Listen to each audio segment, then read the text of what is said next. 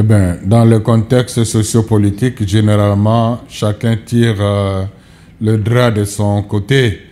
La vérité est que l'Église catholique, ensemble avec l'Église protestante, se sont engagés à accompagner le peuple congolais dans la consolidation de la démocratie, par l'éducation civique, par l'observation électorale, par la prévention des conflits notamment.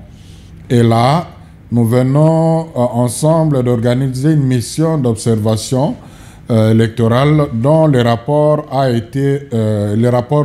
déclaration préliminaire a été rendue publique.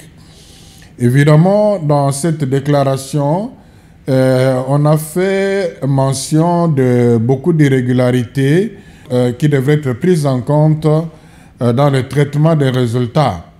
Malheureusement, ces irrégularités, pour beaucoup, étaient en dehors du circuit officiel de l'observation électorale. Dans la déclaration préliminaire de la MOE-5ECC, il y a eu des recommandations pertinentes dont la mise en œuvre renforcerait la cohésion nationale, renforcerait la crédibilité du processus. Et il s'est fait que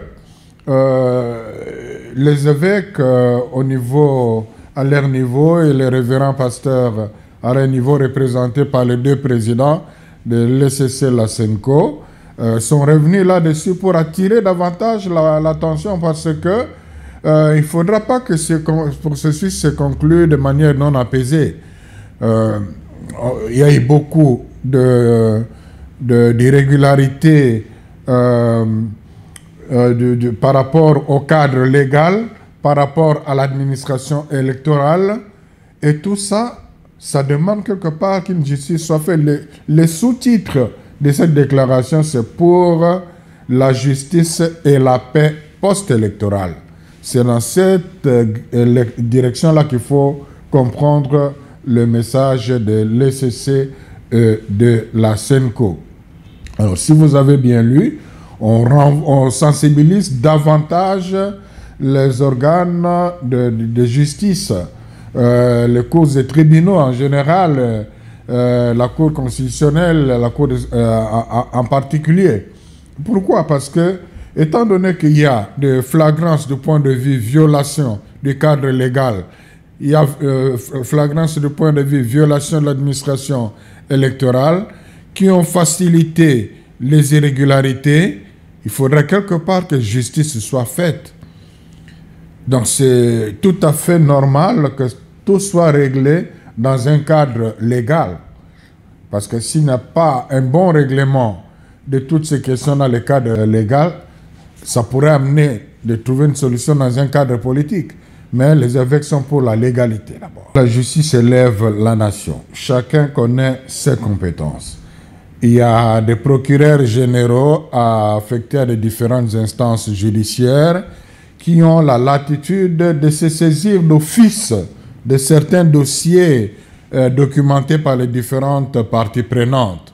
Donc, qu'on n'attende pas dans ce contexte politique, qui n'attendent pas nécessairement que les gens viennent se plaindre pour tel ou tel cas, mais ils peuvent d'office se saisir de certains cas emblématiques et s'attaquer là-dessus du point de vue judiciaire.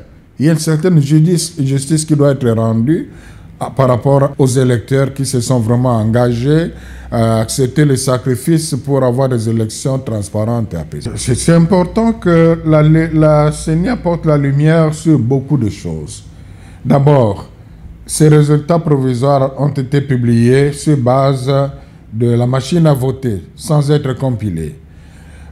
Une des lumières que la CENI peut porter, qui peut être un début de réponse, que la CENI a promise d'ailleurs, c'est publier ces résultats dans son site, bureau de vote par bureau de vote. Ça permettra à ceux qui ont les PV de l'un ou l'autre bureau de se rendre compte si, en dehors de ce PV-là, il y a eu des votes qui ont été pris en compte ou pas. C'est une grande lumière qui va apaiser les gens.